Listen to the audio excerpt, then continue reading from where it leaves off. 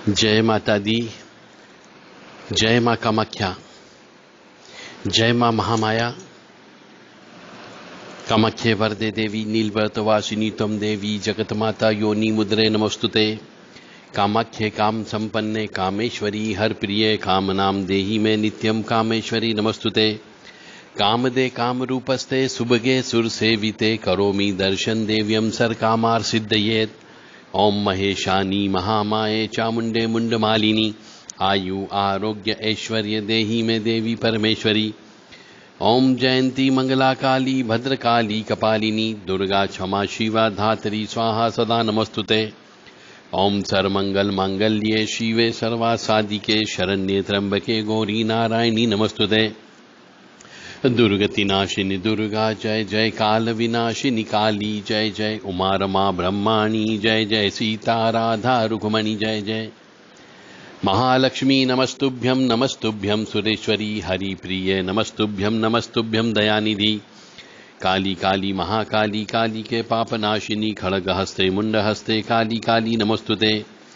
काली काली महाकाली काली के परमेश्वरी सर्वानंद करी देवी नारायणी नमस्तुते। नीरहार हार धन सार सुधाकरम भा कल्याणम दाघनक चंपकदाम्बूषाम उतुंग बेनिकुजुगम्ब मनोहरांगी वाणी नमामि मनसा वत्सा विभूतिये। ओम ऐं सरस्वत्यै नमः। ओम ह्रीं दुर्गाय नमः। या जल जल प्रज्वल अग्नि रूपाय ओम होम ह्रीं सिं ज्वाला देवी नमो नमः। देव राधा ट्रस्ट की तरफ से सत्यवाणी की प्रस्तुति।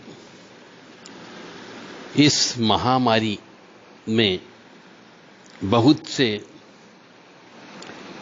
घरों के चिराग बुझ रहे हैं। हम यदि पुराने जमाने के रिसर्च में जाते हैं, पुराणों को उठाकर के देखते हैं, तो उनसे पता लगता है कि पुराने जमाने में हमारे ऋषि मुनि किसी भी महामारी या दुर्भिक्ष या अकाल या ऐसी बीमारी से बचने के लिए यज्ञ करवाते थे और यज्ञ करते थे। हम सभी को वापस उस पुरानी दुनिया में जाना होगा, क्योंकि आज के जमाने में मनुष्यों ने यज्ञ करना छोड़ दिया। क्योंकि एक तो उनको उनके माता पिता और गुरु के द्वारा नहीं सिखाया गया और नहीं ऐसा कोई संस्कार दिया गया, इसलिए यज्ञ करना छोड़ दिया गया। दूसरी बात, हमारा मकान काला पड़ जाएगा, कमरा काला हो जाएगा, इसलिए भी हमने हवन और यज्ञ करना बंद कर दिया। और तीसरी बात यह है कि मनुष्य ने अपने पैसे के पीछे भागना चालू कर दिया और जो कमाई होती थी उस कमाई का जो 5% या 10% हिस्सा जो दान धर्म में लगना चाहिए था, वो दान धर्म में लगाना बंद कर दिया। इस वजह से भी ये बीमारी उन घरों में काल का ग्रास बना रही है। जिन मनुष्यों के यहां पर हवन पूजन होता रहता है या होता रहेगा आगे, उनके यहां पर यह महामारी दस्तक नहीं देगी, ऐसा मेरा मानना है। तो मेरा सभी धर्म प्रेमी बंधुओं से विनम्र निवेदन है कि घर में 64 योगिनियों का, काली मां का, महाकाली का, दक्षिण काली का, कंकाली काली का हवन करना प्रारंभ कर दें। हवन सामग्री जो बाजार में उपलब्ध होती उससे करें। यदि वो हवन सामग्री भी उपलब्ध न हो तो काले तिल, राई, पीली सरसों, लौंग, जावित्री, जायफल, अजवाइन, ये उग्र स्वभाव वाली जो वस्तुएं हैं, इनसे हवन करें ताकि इस महामारी से आप बच सकें और आपका परिवार बच सके। मां काली की स्तुति ज्यादा से ज्यादा करिए, क्योंकि काली ही संहार करने वाली शक्ति है और महामारी यानी एक तरीके से काल ही है, तो इस महामारी को सिर्फ यज्ञ के माध्यम से ही रोका जा सकेगा, क्योंकि प्रकृति से आप लड़ नहीं सकते। प्रकृति के खिलाफ आप बहुत चले गए हो, आप पैसे के पीछे बहुत भागे हो, आप धन दौलत के पीछे बहुत भागे हो, आपने पढ़ाई लिखाई के लिए आपने भगवान को छोड़ दिया, अपने धन दौलत के लिए भगवान को छोड़ दिया। तो भगवान को जब छोड़ दिया है, आपने अपने खाने पीने के चक्कर में पशुओं का नाश करना चालू कर दिया, तरह तरह के ब्यूटी पार्लर के प्रोडक्ट में तरह तरह के पशुओं की चर्बी का प्रयोग होना चालू कर दिया, जानते हुए कि हमारा धर्म मांस मदिरा पराई स्त्री से दूर रखने की बात करता है, परंतु फिर भी मनुष्य उस तरफ ही ज्यादा दौड़ रहा है। चाहे स्त्री है तो वह भी, और पुरुष है तो वह भी। हम भौतिकवादी बन चुके हैं आध्यात्मवाद के बजाय। अब आपको भी याद आ रहा है कि हां, लहसुन खाना चाहिए, प्याज खाना चाहिए, गर्म पानी पीना चाहिए, सूर्य उपासना करना चाहिए, अदरक का रस खाना चाहिए, नींबू का रस नाक में डालना चाहिए, गर्म पानी में नींबू डाल के पीना चाहिए, जड़ी बूटियों की है और आप जा रहे हो। ये तो हमारे ऋषि मुनि हजारों सालों पहले ही बोल करके गए थे, परंतु आपने इन सब चीजों को दरकिनार कर दिया। हमारे बड़े बुजुर्गों के द्वारा जो परंपराएं डाली गई थी, जो संस्कार डाले गए थे, रीति रिवाज डाले गए थे, आपने उन सबको तोड़ना प्रारंभ कर दिया और तोड़ दिया। उसी वजह से भी इस महामारी को रोकना बड़ा मुश्किल है। आपको ईश्वर की शरण में तो जाना ही होगा, चाहे आपके पास कितनी ही बड़ी बड़ी डिग्रियां हो, कितना ही आपके पास धन दौलत हो, कितने ही नौकर चाकर आपके लगे हुए हो, परंतु ये सब धरा का धरा रह जाएगा। अभी भी समय है, ईश्वर को याद करना चालू कर दो। अभी भी समय है। आपके पास कोई काम नहीं है तो ईश्वर को याद करो, अपने इष्ट को याद करो, अपने कुल देवी को याद करो, अपने कुल देवता को याद करो और हवन करो। जितना ज्यादा से ज्यादा हो सके हवन करिए और मां भगवती, आद्य शक्ति, महामाया, महाकाली, इसको प्रसन्न करिए तो आप बच पाएंगे, अन्यथा इस सृष्टि का विनाश कोई नहीं रोक सकता।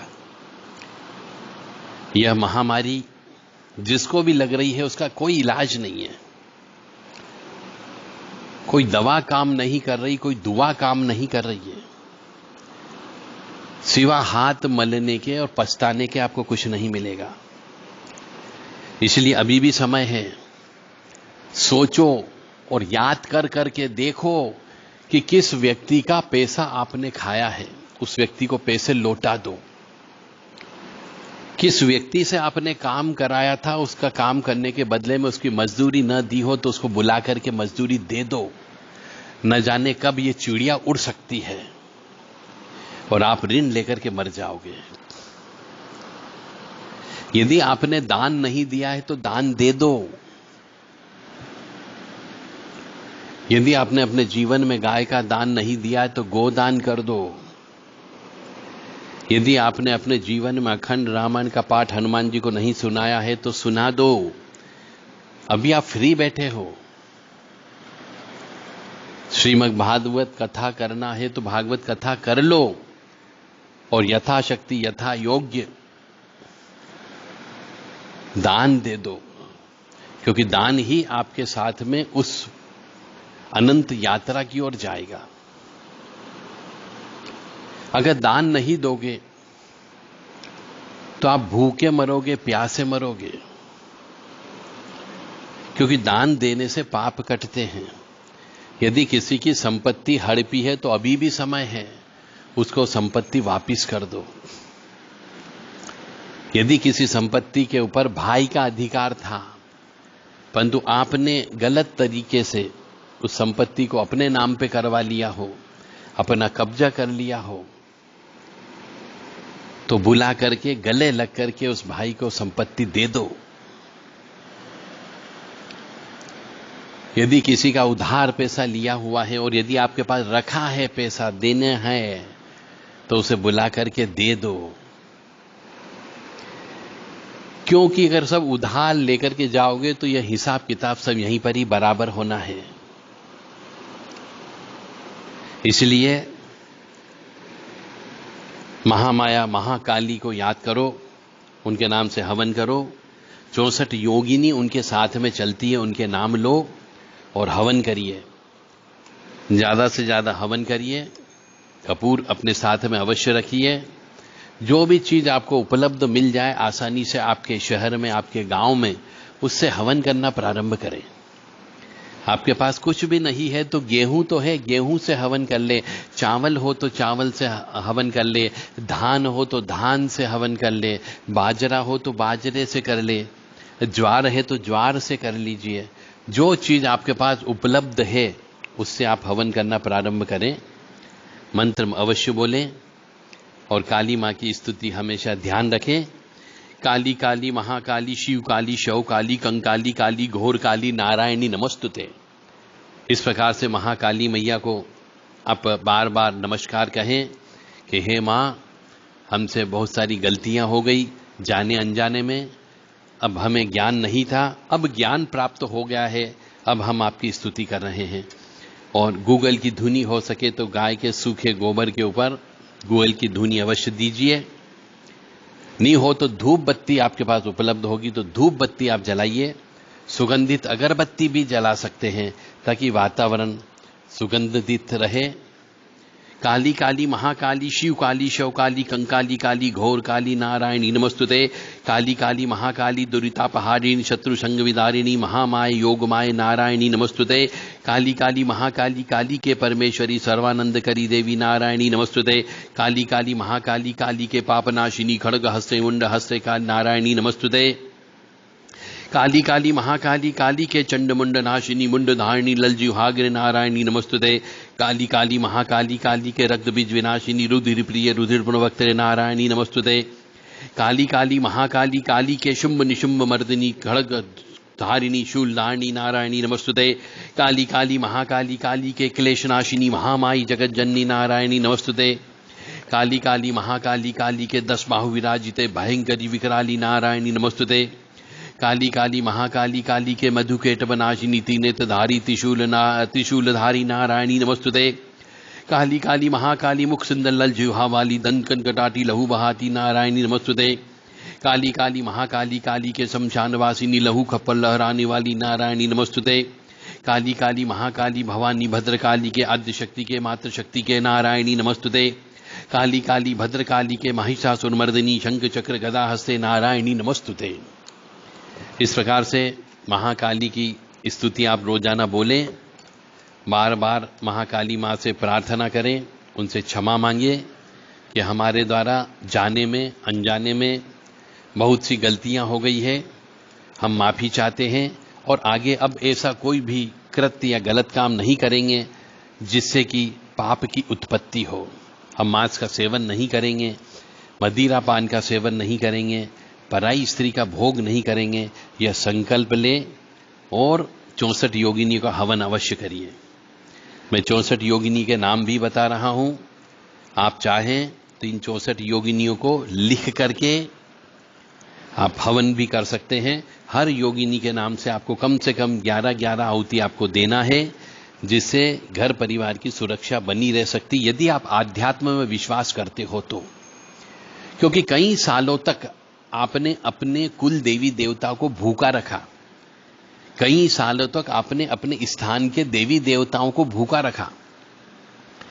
पुराने जमाने में जो गांव हुआ करता था, शहर हुआ करता था, उसके शहर के आने के रास्ते पर और बाहर निकलने के रास्ते पर दोनों जगहों पर बलि दी जाती थी। खेड़ापति नाम से एक जगह हुआ करती थी जहां पे सभी देवियां विराजमान रहती थी, और दूसरी तरफ भैरव जी महाराज या हनुमान जी महाराज बैठा करते थे। वहां पर भी पूजन अर्चन और हवन हुआ करता था। परंतु इस कलयुग में खेड़ापति मंदिर पर कोई जाता नहीं है, पूजन अर्चन करता नहीं है, और न ही बलि दी जाती है। और हमारे कुछ कानून भी ऐसे बन गए जिनकी वजह से इन देवी देवताओं को, जिनको बलि लगती थी, बलि देना बंद कर दिया गया है, जिसकी वजह से भी यह महामारी के रूप में प्रकट हुई है। क्योंकि वो तो भूखी है, यदि आप उन्हें भोजन नहीं कराओगे हवन के माध्यम से, बलि के माध्यम से, तो वो तो किसी न किसी तरीके से, चाहे तूफान ला करके, चाहे वो सुनामी ला करके, चाहे वो अतिवृष्टि करके, चाहे वो बाढ़ ला करके, चाहे वो सूखा ला करके, चाहे वो महामारी ला करके, अपने जिनको लेना है, जिनको खाना है, उसको तो वो खाएगी ही खाएगी। मानो या न मानो, यह पूर्णतः सत्य है। आप पुराण उठा करके देख लो, पुराने शास्त्र उठा करके देख लो। हर काम के लिए पहले, किसी का विवाह नहीं हो रहा है तो उस काम के लिए भी, किसी के घर में बीमारी दुखी ठीक नहीं हो रही तो उस काम के लिए भी हवन पूजन हुआ करता था। और आज भी बहुत सी जगह कोई व्यक्ति जरा सा बीमार पड़ जाता है तो महामृत्युंजय के मंत्र बिठा दिए जाते हैं, और विधि विधान से महामृत्युंजय के जप होते हैं, हवन होता है, और कई बार मनुष्य ठीक हो जाता है यदि विधि विधान से है, और उस मनुष्य ने यदि पुण्य कर्म किए हैं तो वह मनुष्य स्वस्थ हो जाता है। तो यह महामृत्युंजय मंत्र से स्वस्थ क्यों होते थे? क्यों हवन पूजन करने से बीमारियां दूर हो जाती है? इसलिए अभी भी समय है, रोजाना घी के, वो भी गाय का घी यदि मिल जाए तो बहुत अच्छी बात है, अन्यथा सरसों के तेल का या फिर तिल के तेल का अपने घर के मुख्य दरवाजे पर 4 बत्ती का दीपक लगाएं, और आटे के 11 दीपक अपने भगवान के रूम में लगाएं, और बैठ करके प्रार्थना करें, ईश्वर का नाम लें।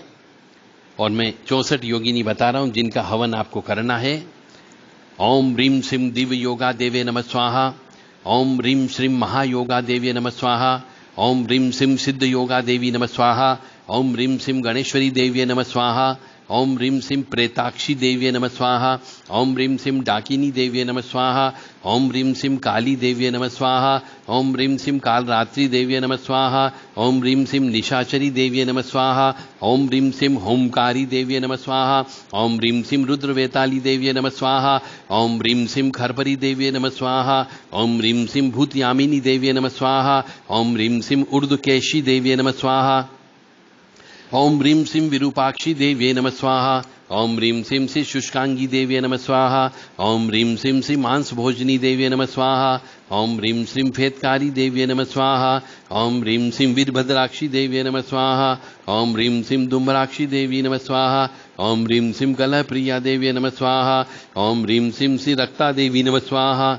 ओम ह्रीं श्रीं श्री घोर रक्ताक्षी देव्ये नमः स्वाहा, ओम ह्रीं श्रीं श्री भयंकरी देव्ये नमः स्वाहा, ओम ह्रीं श्रीं चंडिका देवी नमः स्वाहा, ओम ह्रीं श्रीं मारिका देवी नमः स्वाहा, ओम ह्रीं श्रीं श्री चंडी देवी नमः स्वाहा, ओम ह्रीं श्रीं वाराही देवी नमः स्वाहा, ओम ह्रीं श्रीं श्री मुंडधारणी देवी नमः स्वाहा, ओम ह्रीं श्रीं श्री भैरवी देव्ये नमः स्वाहा, ओम ह्रीं श्रीं श्री चक्रपाणी देव्ये नमः स्वाहा, ओम ह्रीं श्रीं श्री क्रोधा देवी नमः स्वाहा, ओम ह्रीं श्रीं श्री दुर्मुखी देवी नमः स्वाहा, ओम ह्रीं श्रीं श्री प्रेतवाहिनी देव्ये नमः स्वाहा, ओम ह्रीं श्रीं श्री कंटकी देव्ये नमः स्वाहा, ओम ह्रीं श्रीं श्री दृगलंबोष्ठी देव्ये नमः स्वाहा, ओम ह्रीं श्रीं श्री मालिनी देव्ये नमः स्वाहा, ओम ह्रीं श्रीं श्री मंत्र योगिनी देव्ये नमः स्वाहा, ओम ह्रीं श्रीं श्री कालाग्नि देव्ये नमः स्वाहा, ओम ह्रीं श्रीं श्री मोहिनी देव्ये नमः स्वाहा। ओम ह्रीं श्रीं श्री चक्री देव्ये नमः स्वाहा। ओम ह्रीं श्रीं श्री कंकाली देव्ये नमः स्वाहा। ओम ह्रीं श्रीं श्री भुवनेश्वरी देव्ये नमः स्वाहा। ओम ह्रीं श्रीं श्री कुंडलाक्षी देव्ये नमः स्वाहा। ओम ह्रीं श्रीं श्री जूही देव्ये नमः स्वाहा। ओम ह्रीं श्रीं श्री लक्ष्मी देव्ये नमः स्वाहा। ओम ह्रीं श्रीं श्री यमदूती देव्ये नमः स्वाहा। ओम ह्रीं श्रीं श्री करालिनी देव्ये नमः स्वाहा। ओम ह्रीं श्रीं श्री कौशिकी देव्ये नमः स्वाहा।